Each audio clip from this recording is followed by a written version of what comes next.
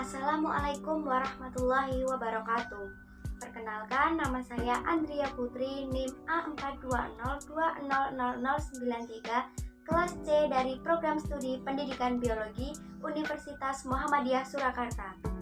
Di sini saya akan membahas mengenai penanaman tanaman hias di lahan sempit perkotaan sebagai upaya alternatif mengatasi peningkatan suhu bumi sesuai Pancasila Sila kedua. Pada suatu wilayah, khususnya perkotaan yang kian berkembang, pasti memiliki banyak sekali masalah, baik masalah lingkungan maupun penduduk. Beberapa masalah yang ada di perkotaan antara lain: 1. Pencemaran udara, suara, dan air tanah. Yang kedua, kurangnya daerah resapan air. Yang ketiga, kepadatan populasi manusia. Yang keempat, meningkatnya suhu di udara. Yang kelima, kurangnya lahan untuk penghijauan. Sebelumnya saya akan membahas mengenai peningkatan suhu bumi. Peningkatan suhu bumi adalah suatu proses meningkatnya suhu rata-rata atmosfer, laut, dan daratan bumi atau yang kita kenal sebagai pemanasan global. Meningkatnya suhu di bumi disebabkan kadar limbah seperti karbon dioksida di udara yang melebihi batas normal sehingga menyebabkan pencemaran udara. Pemerintah membangun berbagai macam fasilitas perkotaan untuk meningkatkan kesejahteraan masyarakat. Semakin bertambahnya jumlah kendaraan bermotor dan industri meningkatkan pencemaran udara. Dampak dari pencemaran udara yang pertama, meningkatnya suhu di bumi atau global warming. Yang kedua, gangguan pernapasan. Dan yang ketiga, gangguan penglihatan. Berawal dari permasalahan tersebut, muncul berbagai cara untuk mengurangi pencemaran yang ada. Namun, solusi yang ada seringkali belum efektif dan efisien, meskipun telah ada solusi yang telah diterapkan.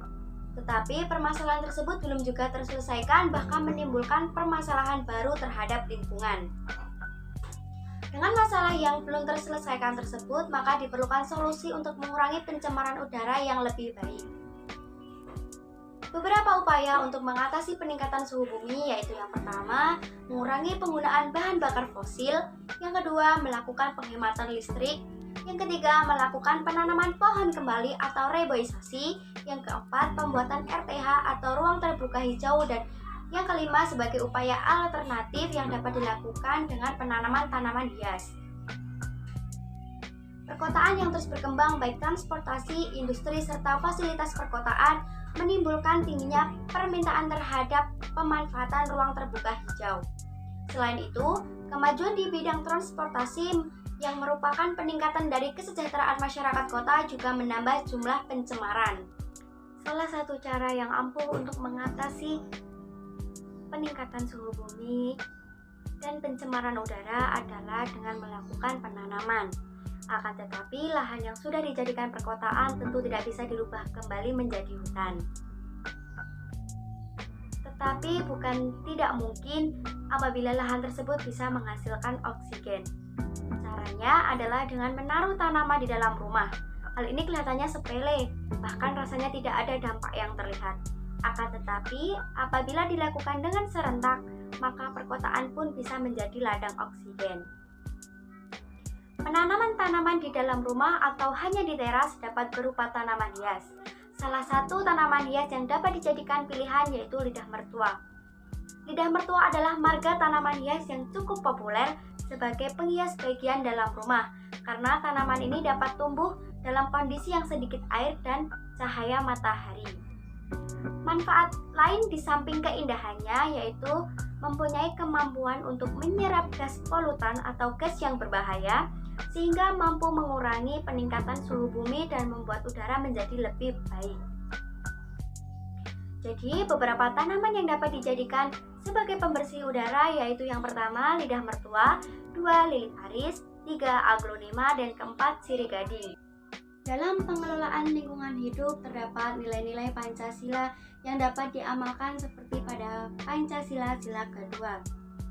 Sebagai manusia yang memiliki persamaan hak dan kewajiban, kita harus memiliki rasa peduli terhadap hak setiap orang untuk memperoleh lingkungan hidup yang baik dan sehat. Hak setiap orang mendapatkan informasi lingkungan hidup berkaitan dengan peran dan pengelolaan lingkungan hidup. Hak setiap orang berperan dalam rangka pengelolaan lingkungan hidup sesuai ketentuan hukum. Dalam hal ini, kita berperan dalam pengelolaan lingkungan hidup seperti pengendalian tingkat polusi udara agar udara tetap segar dan nyaman, menjaga kelestarian tumbuhan yang ada di lingkungan, mengadakan penanaman kembali atau reboisasi, mencegah dan mengurangi peningkatan suhu bumi.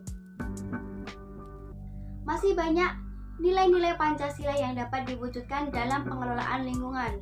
Mari selamatkan bumi kita dari ancaman perubahan iklim yang menyebabkan peningkatan suhu bumi karena kita memiliki hak dan kewajiban yang sama untuk menjaga lingkungan.